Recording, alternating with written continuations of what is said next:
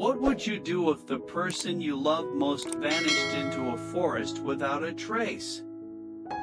In this gripping episode, CEO Toan risks everything to find his wife, Ly Tu Diem, after she falls into a ravine while picking bamboo. Battling exhaustion, wild terrain, and an approaching storm, Toan discovers a blood-stained handkerchief, his first sign she's still alive. As he follows the fragile trail through the darkness, his love fuels every desperate step. Will he reach her in time? Backhand index pointing right. Don't forget to subscribe to our channel for more emotional, heart-racing stories like this. Let's dive in.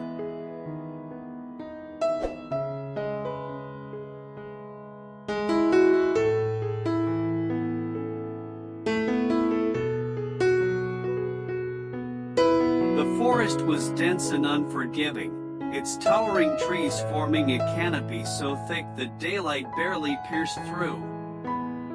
Every step CEO Toan took was heavy, not only from exhaustion but from the crushing weight of fear. Leaves rustled in the wind like whispers of a secret he desperately needed to uncover. The echo of his voice, hoarse from hours of calling her name, faded into the wilderness. No answer, just the sound of his own desperation being swallowed by the trees. Ly Tu Diem, he shouted again, his voice cracking with raw emotion. Nothing. The only reply was the caw of a distant crow and the crunch of twigs beneath his boots. His shirt clung to his back, soaked with sweat. Mud had caked around his ankles, and countless scratches from brambles laced his arms. But he didn't stop. Couldn't stop. Somewhere out there, in this vast maze of green and shadows, his wife was lost, injured, and alone. And he had to believe, he needed to believe, that she was still alive. Memories of her laugh, her smile, and the way she looked at him during quiet dinners flashed in his mind like cruel reminders of what could be lost forever. He had sent people to search. The authorities, the villagers, rescue teams, they were all out there. But Toan couldn't just wait. The thought of sitting in an office or standing by a phone while she might be suffering tore him apart. He needed to be out here. He needed to be the one who found her. Branches snapped under his hurried steps, and thorny bushes reached out like claws to hold him back. His breath came in sharp gasps, lungs burning as he scaled a steep slope. The sun was starting to dip lower, casting long shadows across the forest floor. Time was running out. She had already been missing for hours. What if night fell before he found anything? What if? No, he muttered aloud, shaking his head violently. He refused to finish that thought. Toan paused to catch his breath near a cluster of moss-covered rocks. He scanned the area, his eyes darting from tree to tree, bush to bush, praying for anything, any clue, any trace that might tell him where she had gone. But everything looked the same. Green, wild, empty. He felt so small in that moment, so powerless against nature's vastness. A drop of rain hit his cheek. Just one. He looked up. Gray clouds had begun to gather overhead, and a chilling breeze swept through the trees. Rain was coming. Soon. And once it did, it would erase everything: footprints, blood trails, fabric, any sign she may have left behind. His knees nearly buckled at the thought. "Please," he whispered, his voice trembling. "If there's anything, give me something. Just show me where she went." Silence. And then, to his right, something caught his eye. A small, light-colored piece of fabric fluttering in the breeze. Something that didn't belong in the wild. Toan's heart stopped. But that comes in the next moment.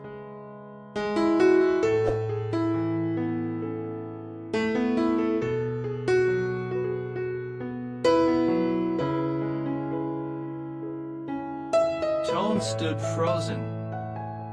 His breath hitched as his eyes locked onto the piece of fabric fluttering gently in the breeze.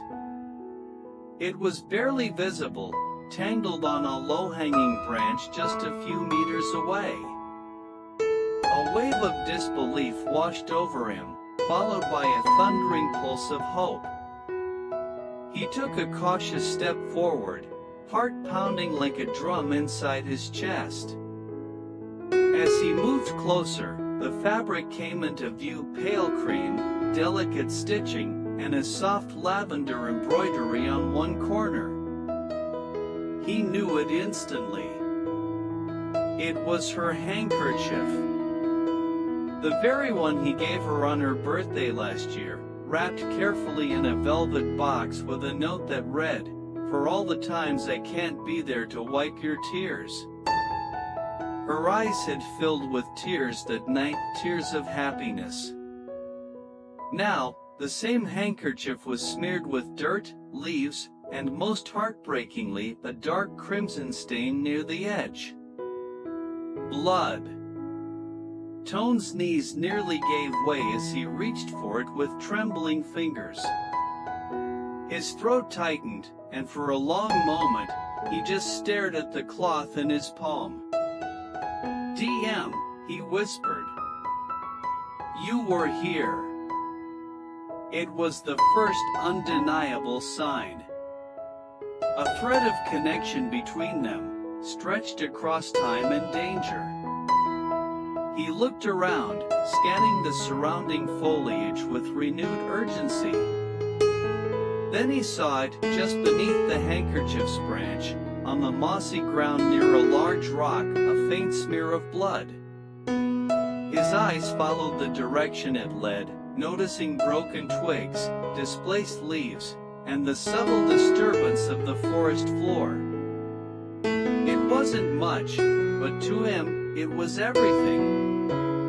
Every breath now carried a new sense of purpose. The exhaustion that had weighed him down earlier seemed to vanish. A fire lit within him. If she had the strength to leave behind a sign, then she was still fighting. Still alive. He gently folded the handkerchief and placed it in his chest pocket, close to his heart, before setting off again, this time with sharper focus. He followed the trail inch by inch, crouching low to examine subtle markings in the earth. He noticed where branches had been bent, leaves crumpled, and small specks of blood leading into a more shadowy part of the forest. The path wasn't easy. Roots twisted beneath his boots, and brambles tugged at his pants. But Toan pushed forward like a man possessed. He called her name again, but this time, not in desperation, in determination. "DM. I'm coming. Hold on." The wind picked up, rustling through the trees like voices urging him onward. Thunder rumbled in the distance. Rain was imminent. But instead of fear, it sparked urgency. If the rain came before he reached her, the trail could vanish. He could lose her all over again. He quickened his pace, eyes darting for more signs. A snapped fern. A partial footprint in the soft soil. He saw it all with clarity now. He was close. He could feel it in his bones. And yet, beneath that growing hope, another emotion stirred, heartbreak. She must be terrified. In pain. Possibly cold, hungry, and alone. Every second she spent without help tore at him. I should have never let her go out there alone, he whispered to himself. I should have protected her better. But now wasn't the time for regret. Now was the time to fight, to search with every last breath if needed. For the first time since she went missing, he had something real. And he wasn't going to let it go to waste. He pressed forward into the shadows of the forest, heart full of fear and hope, calling her name through the trees like a lifeline. Tu Diem. I'm here. I'm coming.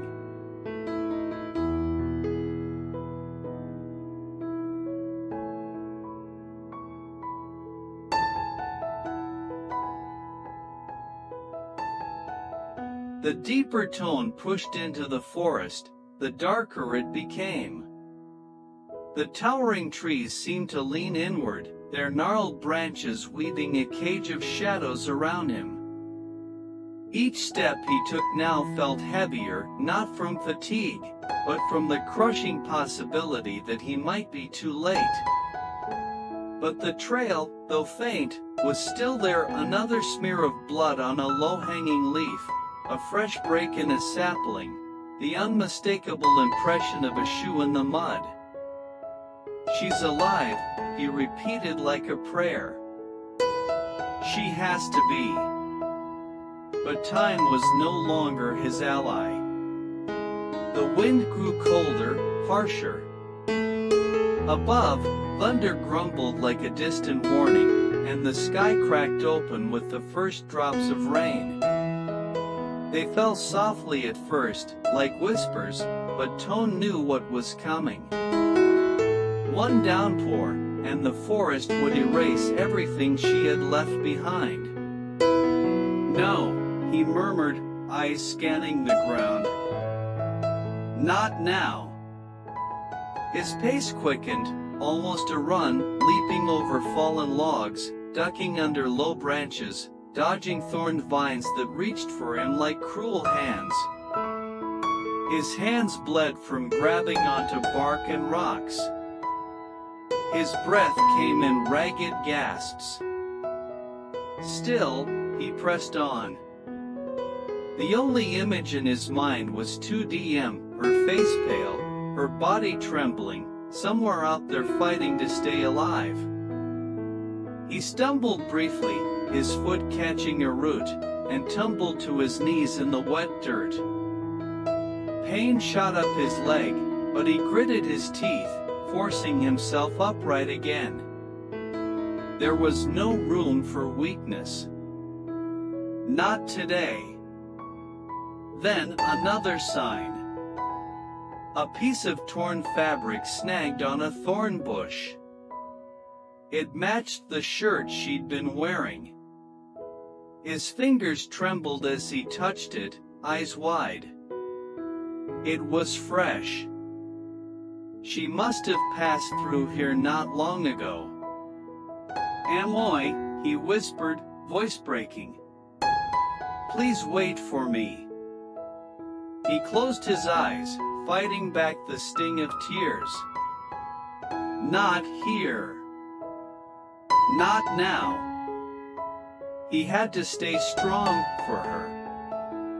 He had made her a promise once, long before any of this had happened. No matter where you are, I will find you. Always. Now, those words weren't just a promise, they were his vow to the forest, to fate, to God himself. A sudden howl pierced the air. His heart skipped. It wasn't human. Wolves? The forest was alive with sounds he hadn't noticed before: rustling leaves, snapping branches, distant movements. He wasn't the only one out here, and the thought of Diem injured, helpless, surrounded by wild predators ignited something primal in him. "I won't let anything happen to you," he growled through clenched teeth. "Even if I have to carry you on my back through fire." And then, between the trees ahead, he saw it. A scarf. Her scarf. Tangled on a broken branch beside a steep incline. He approached slowly, breath held. His hand reached out and touched it. It was soaked with rain and stained with blood. But it was hers. Without question. He dropped to his knees, scanning the area carefully. Below the incline, dense bushes were crushed. Tree bark had been scraped. There was a trail, one that led deeper into the forest valley. "She's down there," he whispered. She fell. His pulse surged. No more hesitation. Toan adjusted his jacket, tightened the scarf around his neck, and began his descent into the valley, unaware of what lay ahead, but knowing one thing for certain. He was close. Closer than ever. And nothing, not storm, not beast, not fear, would stop him now.